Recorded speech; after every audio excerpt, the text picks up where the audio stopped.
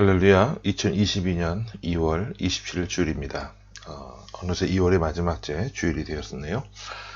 오늘은 누가복음 17장 11절부터 19절에 있는 말씀을 본문으로 삼아서 간절함으로 나아가야 합니다. 간절함으로 나아가야 합니다. 이런 제목으로 하나님의 말씀을 선포하기를 원합니다. 신약성경 페이지 수로 124쪽이 되겠습니다. 하나님의 나라는 어디에 있건 또 어떤 장소에 있건 간에 누구에게나 공평하고 누구에게나 평등한 나라입니다. 하지만 우리가 살고 있는 이 세상의 나라들은 그렇지 않나요?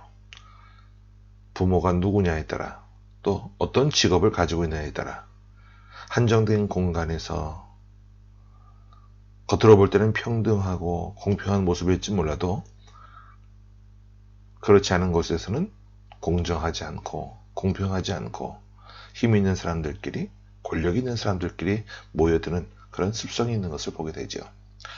정치 판도를 봐도 그렇고요. 각각 후보들이 지금 대통령 후보들이 나와서 정치를 개혁하겠다, 세상을 바꿔보겠다, 그런 이야기들을 많이 하지만 말뿐인 그런 공약들을 많이 우리가 봐왔던 그런 사실을 부인할 수는 없죠. 그 가운데서도 가장 최선책이 어떤 후보가 될지 우리가 그것을 고민하면서 후보를 선택하고 투표를 하는 것인데요. 한번 이번 선거도 지켜봐야 될 것 같아요. 자, 오늘 본문에 보면 예수님께서 어떤 한 사건을 우리에게 말씀해 주십니다. 그 사건을 통해서 주님이 우리에게 주시고자 하신 말씀은 뭐냐 하면, 우리는 하나님의 법 아래에서, 하나님의 나라의 그 거룩한 질서 아래에서 누구나 차별받지 않고 자유함을 누리고 누구나 공평하고 평등한 권리를 누릴 수 있는 것이 하나님의 나라라고 하는 것을 들려주고 계세요. 예수님 당시에는요, 많은 병자들이 있었는데 특별히 나병 환자들이 유독 많이 있었습니다.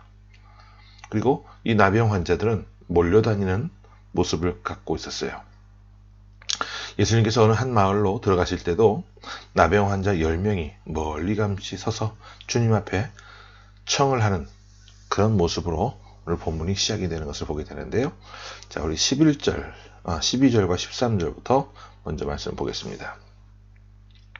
자, 시작. 한 마을에 들어가시니 나병 환자 10명이 예수를 만나 멀리 서서 소리를 높여 이르되, 예수 선생님이여, 우리를 불쌍히 여기소서 하거늘. 자, 나병 환자 10명이 멀찌감치 서서 예수님께 소리를 높여서 부탁을 합니다. 예수 선생님이여, 우리를 불쌍히 여기소서. 이들이 왜 예수님께 가까이 나오지 못하고 멀리 서서 자기들을 불쌍히 여겨달라고 부탁했을까요? 이것은 그 당시 율법 때문에 그렇습니다. 나병 환자들은요, 전염성을 가지고 있었기 때문에 마을에 쉽게 들어갈 수도 없고, 마을에 혹시 들어온다 할지라도 멀리 서서 자기들이 나병 환자임을 드러내고 나타내 보여야만 했습니다. 그래서 머리를 풀고 다녀야 했고요. 그리고 윗입술을 가려야만 됐어요. 그리고 사람들이 나타나면 큰 소리로 부정하다, 부정하다 이렇게 외쳐야만 했습니다. 사람들이 자신들이 나병 환자인 것을 멀리서도 알아보고 또 돌아가거나 피해가도록 그렇게 만들어줘야 될 의무가 있었거든요. 만약에 그렇게 하지 않으면 사람들에게 돌로 쳐 죽임을 당해도 그 당시 율법에는 무방하다고 되어 있었기 때문에 그래요. 그래서 이들은 마을에 들어왔지만 예수님과 그 주님 일행에게 가까이 오지 못하고 멀리 서서 예수 선생님이여, 우리를 불쌍히 여기소서라고 간구하고 있는 거예요. 자, 그런 그들의 모습을 보신 우리 주님은 어떻게 해주셨을까요? 주님 그들을 긍휼히 여기시고 불쌍히 여기시며 말씀하십니다. 이제 제사장에게 가서 너희 몸을 보여라. 나병 환자들이 살아가다가 병이 낫는 경우가 종종 있습니다. 그럴 때는 제사장에게 가서 자신의 몸을 보이고 병이 정말 깨끗하게 나았다라는 것을 확증받아야만 했거든요. 자, 14절 말씀을 한번 같이 봅니다. 시작. 보시고 이르시되 가서 제사장들에게 너희 몸을 보이라 하셨으니 그들이 가다가 깨끗함을 받은지라. 자, 주님은요, 그들의 부탁을 들으시고 다른 말씀을 하지 않으셨어요. 제사장에게 가서 너희 몸을 보여라, 이 말씀만 하셨어요. 그죠? 자, 여기 보면 깨끗함을 받았다고 그랬어요. 그들이 무엇 하다가 깨끗함을 받았죠? 제사장에게 가는 도중에 깨끗함을 받았다는 사실입니다. 여러분, 이것이 오늘 본문의 제일 핵심적인 부분인데요. 여기서 그들이 갔다라고 하는 말은 뭐냐 하면 그들이 주님 말씀에 순종했다는 말이죠. 믿음을 가졌다라는 거예요. 지금 이들의 상태를 한번 보세요. 어떠합니까?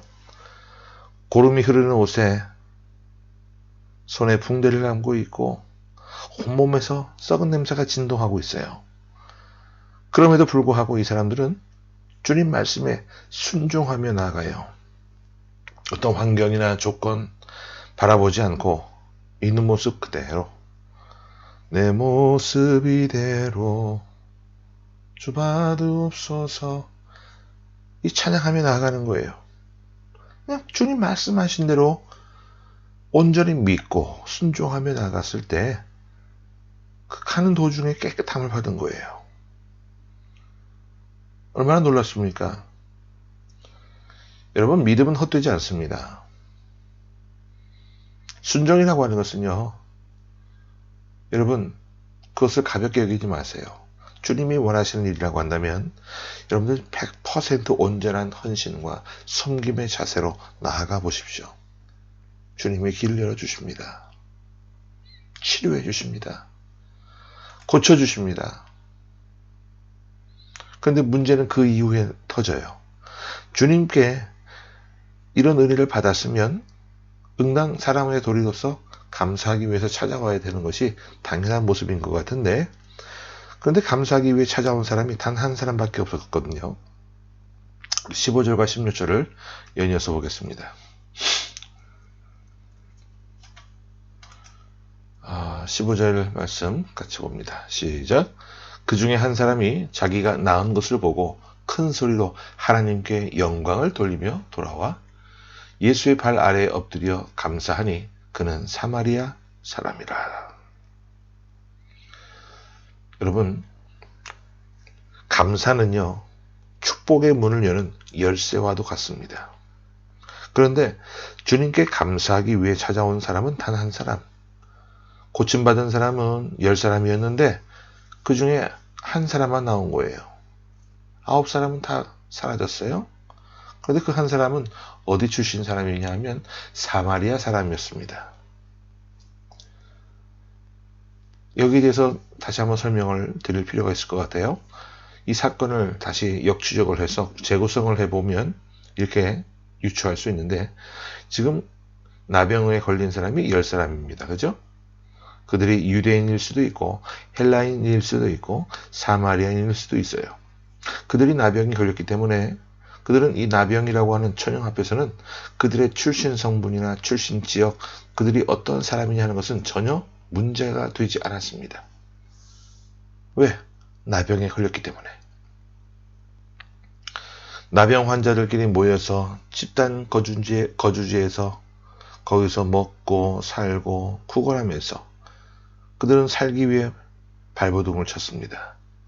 그러던 어느 날 예수님이 그 동네에 오신다는 소리를 듣고 예수님을 만나기 위해서 찾아갑니다. 왜? 그분에게 가면 우리가 병을 나을 수 있겠다라고 하는 확신이 있었기 때문에.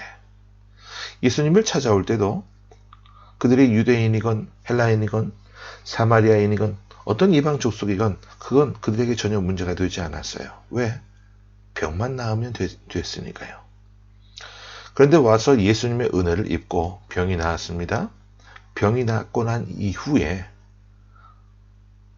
어떤 문제가 생겼느냐 하면 그 중에 유대인들이요, 유대인 특유의 선민의식이 발동을 한 거예요.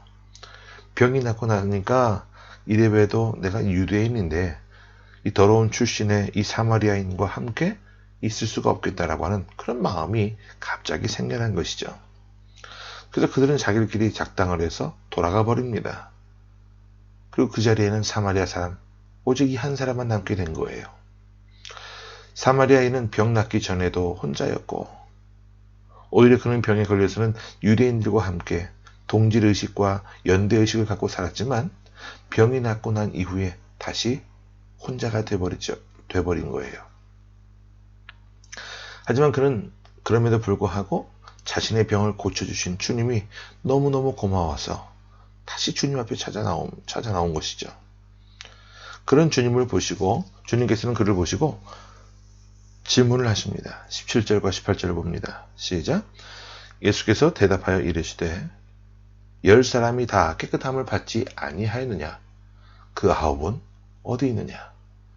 이 이방인 외에는 하나님께 영광을 돌리러 돌아온 자가 없느냐 하시고. 분명히 예수님께서 말씀하셨어요. 10사람이 다 깨끗함을 받았는데 그 9은 어디 있느냐?